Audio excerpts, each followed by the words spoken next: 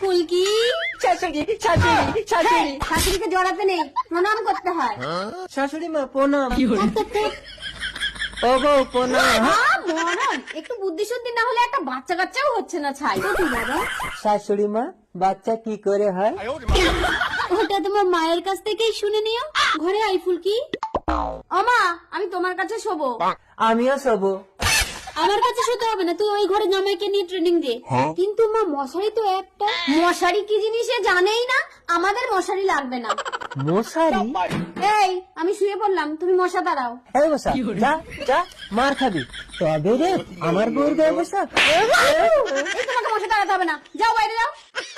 তবে আমি শাশুড়ি মার কাছে শুতে যাচ্ছি। এটা আবার কি ঘর? নেট দিয়ে শাশুড়ি মা এই ঘরের মধ্যে ঢুকেছে কেন? ঢুকবো কোথা দিয়ে? দরজা কোথায়? ভোলার সঙ্গে চালাকে শাশুড়ি